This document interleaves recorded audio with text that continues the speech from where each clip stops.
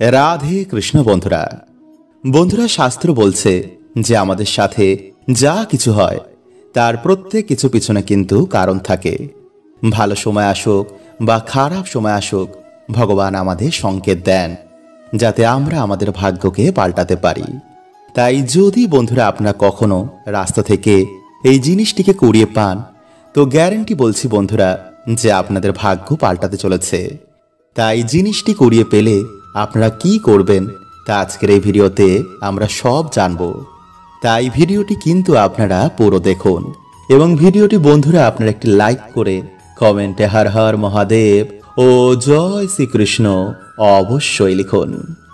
Number 1, টাকা। বন্ধুরা যদি আপনারা কখনো কোনো দিন রাস্তা থেকে 1 টাকা, 2 টাকা, 10 টাকা, 20 টাকা বা যে কোনো ধরনের টাকা হোক না কেন আপনারা কুড়িয়ে পান, সেই টাকাটিকে বন্ধুরা আপনারা অবশ্যই তুলে নেবেন। কারণ টাকা হচ্ছে বন্ধুরা মা লক্ষ্মীর প্রতীক। তাই টাকাকে কখনোই আমাদের অসম্মান করতে নেই। তাই সেই টাকাটিকে বন্ধুরা আপনারা বাড়িতে নিয়ে এসে গঙ্গা জল দিয়ে ধুয়ে বা গঙ্গা জল ছিটিয়ে তা শুদ্ধ করে নেবেন। কিন্তু তার আগে ভুলেও আপনারা সেই টাকাটিকে নিজেদের মানি ব্যাগে রাখবেন না।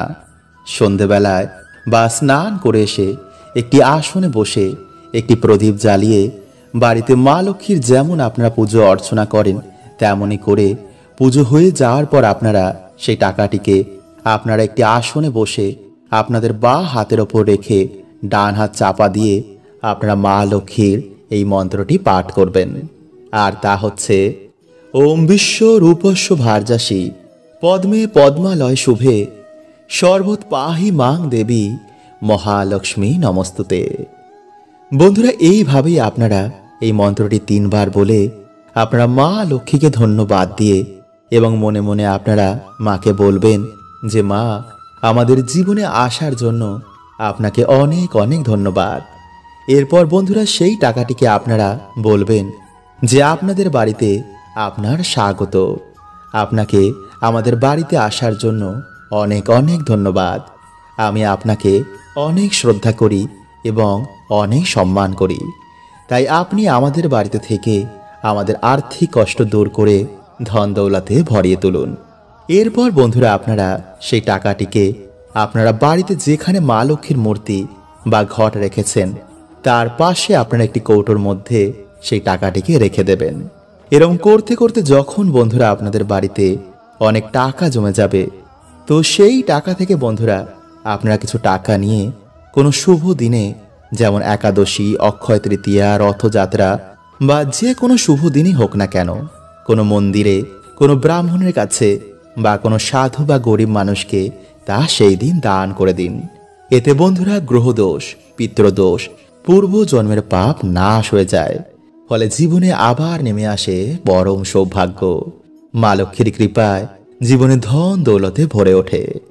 নাম্বার 2, কিন্তু ভুলেও বন্ধুরা আপনারা সেই পাত্র থেকে সব টাকা কাউকে দান করবেন না। মানে কিছু টাকা অবশ্যই যেন সেই পাত্রে থাকে। আসলে বন্ধুরা এই সবের মাধ্যমে ঈশ্বর আমাদের বিভিন্ন রকম সংকেত দেন যে আমরা ঠিক পথে রয়েছি, আমরা ঠিক দিকে এগোচ্ছি, ভগবানের আশীর্বাদ আমাদের ওপরে রয়েছে। তাই ভক্তি সহকারে বন্ধুরা আপনারা টাকা পেলে মা লক্ষ্মীর আশীর্বাদ রূপে আপনাদের বাড়িতে নিয়ে আসুন এবং ভিডিওতে যা যা বললাম আপনাদের তা অবশ্যই করুন। এতে বন্ধুরা আপনাদের বাড়িতে মা লক্ষ্মীর আশীর্বাদে কখনো সুখ, শান্তি এবং অর্থের অভাব হবে না। বন্ধুরা মাসিকের সময় মহিলাদের পুজো করতে বারণ করা হয়। এর পিছনে অনেকে অনেক রকম কারণ বলে থাকে। কেউ বলে পুজো করতে পারবে, তো কেউ বলে পুজো করতে পারবে না। তাই আজকের এই ভিডিওতে আমি এই সমস্ত প্রশ্নের উত্তর দেওয়ার চেষ্টা করব। তো নমস্কার বন্ধুরা, আমি রাজু আর আমাদের চ্যানেলে আপনাদের স্বাগত। তার আগে বন্ধুরা আপনারা যদি ভগবান শ্রীকৃষ্ণের ভক্ত হয়ে থাকেন তো ভিডিওটিকে একটি লাইক করে কমেন্টে লিখুন জয় শ্রীকৃষ্ণ। বন্ধুরা অনেকেই বলে মাসিকের সময় মহিলারা অপবিত্র হয়ে যায়। তাদের বলি মাসিক যদি না হতো তো আপনার জন্ম হতো না, এই পৃথিবীতে জীবন প্রক্রিয়াও চলতো না। তাই মাসিক মায়েরই একটি অংশ। তাই মাসিক হলে মহিলারা কখনো অপবিত্র হয় না। তো এখন প্রশ্ন আসে, তাহলে কি মহিলারা এই সময় পুজো করতে পারবে? তো এর আগে বন্ধুরা, আপনাদের জানতে হবে পুজোর সময় কি হয়। যখন আমরা পুজো দিই সেই সময় ঈশ্বরের দূতেরা আমাদের বাড়িতে আসে। এর জন্য আমরা পুজো করার আগে স্নান করে পরিষ্কার পরিচ্ছন্ন হয়ে পুজো করতে বসি। কারণ সেই সময় যদি আমাদের শরীরে নেগেটিভিটি থাকে তো দূতেরা আমাদের শরীর থেকে তা বার করে দেয়। এর জন্য কোনো মন্দিরে গেলে মন শান্ত হয়ে যায়, কারণ সেই মন্দিরে যেই দূতেরা কাজ করছিল তারা হয়তো আপনার শরীর থেকে নেগেটিভিটি বার করে দিয়েছে, নয়তো সে নিজেই ভয়ে পালিয়েছে। আর আপনার শরীর যদি নোংরা থাকে তো দূতেরা আপনাকে ছোবেই না, কারণ তারা মণিপুরের নিচে কখনোই যায় না। তো এখন প্রশ্ন ওঠে, আপনি কি এই সময় পুজো করতে পারবেন? এর উত্তর হলো হ্যাঁ। আপনি এই সময় ভগবান শ্রীকৃষ্ণ, ভগবান শিব ও মাতাদের পুজো করতে পারবেন। কিন্তু আপনি হনুমানজি, শনিদেব এনাদের পুজো এই অবস্থায় ভুলেও করবেন না। কারণ আমাদের শনি মন্দিরে যেতে গেলে পরিষ্কার পরিচ্ছন্ন হয়ে যেতে হয়, কারণ তিনি তা পছন্দ করেন। আর হনুমানজি তো হলেন ব্রহ্মচারী। তো নিশ্চয়ই বুঝতে পারছেন কেন আমি বারণ করলাম। আপনি হনুমানজির ভক্ত হলে বাড়িতেই এই সময় ভক্তি করতে পারেন, কিন্তু মূর্তি ছোবেন না। এর জন্য কিছু জায়গায় পুজো করতে বলা হয় আর কিছু জায়গায় পুজো করতে বারণ করা হয়। আর এটাই হলো বন্ধুরা আসল স্পিরিচুয়াল কারণ। বন্ধুরা, ভগবান শ্রীকৃষ্ণের মতে মানুষদের এই 5টি জিনিস কখনোই কাউকে দেওয়া উচিত নয়, কারণ এই জিনিসগুলো দিলে বাড়ির লক্ষ্মী বাড়ি ছেড়ে চলে যায়। বন্ধুরা, আমাদের ছোটবেলা থেকে শেখানো হয় যে অন্য কাউকে দান দিলে জীবনে পুণ্য প্রাপ্ত হয়। ভগবান শ্রীকৃষ্ণের অনুসার যে জীবনে ভালো কর্ম করেছে তার ফল সে অবশ্যই পাবে। কিন্তু কিছু জিনিস বন্ধুরা যা কখনোই কাউকে দেওয়া উচিত নয়, নইলে জীবনে নেমে আসবে ঘোর অন্ধকার, সংসার তছ নছ হয়ে যাবে, পরিবারে অকাল মৃত্যু আপনি দেখতে পারেন। বন্ধুরা, বিষ্ণু পুরাণ ও গরুর পুরাণে অনুসার এই 5টি জিনিস মা লক্ষ্মীর সঙ্গে সম্পর্কিত রয়েছে। তাই যার জীবনে মা লক্ষ্মীর কৃপা থাকে তার জীবনে সুখ, শান্তি, মান সম্মানের কোনো কিছু অভাব হয় না।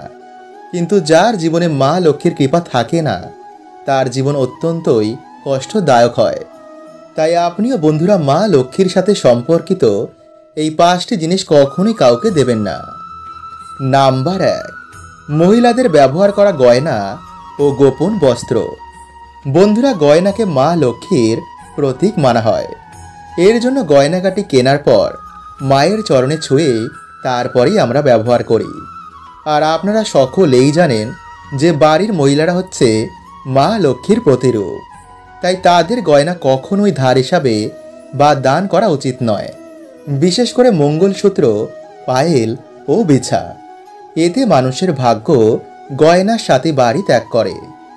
নাম্বার 2, বন্ধুরা সূর্যাস্তের পর কখনোই দুধ, দই, চাল, আটা ও লবণ এমন সাদা জিনিসের দান কখনোই কাউকে করবেন না, কারণ সাদা জিনিসের নজর একটু বেশি লাগে, ফলে বাড়ির পজিটিভ ঊর্জা বাড়ি ত্যাগ করে চলে যায়। এতে নানা রকম অসুখ বিসুখ পরিবারে ঘিরে ফেলে। তাই বিশেষ করে বন্ধুরা লবণ সন্ধ্যার পর কখনোই কাউকে দেবেন না। যদি দিতেই হয় বাজার থেকে কিনে তারপরে দিন, কিন্তু রান্নাঘর থেকে ভুলেও বন্ধুরা কখনোই এগুলো দেবেন না। নাম্বার 3, বেলনি ও চাটু। হ্যাঁ বন্ধুরা, রান্নাঘরে ব্যবহার করা বেলনি ও চাটু ভুলেও অন্য কাউকে দেবেন না। বন্ধুরা, আমরা সকলেই জানি যে মা লক্ষ্মীর কৃপায় আমরা অন্ন প্রাপ্ত করি। এর জন্য আমরা সবাই খাবার আগে ঈশ্বরকে ধন্যবাদ দিই। কিন্তু যদি আপনি এগুলো অন্য কাউকে দিয়ে দেন তো আপনার বাড়ি থেকে মা লক্ষ্মী এই জিনিসের সাথে বাড়ি ছেড়ে চলে যাবে। নাম্বার 4, ঝাঁটা। বন্ধুরা, ঝাঁটা আমাদের বাড়ি থেকে নেগেটিভ ঊর্জাকে বার করে দেয়। তাই ঝাঁটাকে মা লক্ষ্মীর প্রতীক মানা হয়। তাই এর জন্য বাড়িতে ব্যবহার করা ঝাঁটা অন্য কাউকে কখনোই দেবেন না। এতে আপনার বাড়িতে নেগেটিভ ঊর্জার প্রভাব বৃদ্ধি পাবে। কারণ যখন আপনার বাড়ির ঝাঁটা অন্য কেউ বাড়িতে ব্যবহার করবে এর প্রভাব কিন্তু সবার প্রথমে আপনি আপনার বাড়িতেই দেখতে পাবেন। আর বন্ধুরা, সন্ধ্যার সময় ভুলেও আলমারি থেকে টাকা বার করে অন্য কাউকে দেবেন না। এতে আপনার বাড়িতে অলক্ষ্মীর সৃষ্টি হতে পারে। তো আজকের মতন বন্ধুরা এতটুকুই। দেখা হবে পরের ভিডিওতে। হরে কৃষ্ণা। ওম নমঃ শিবায়।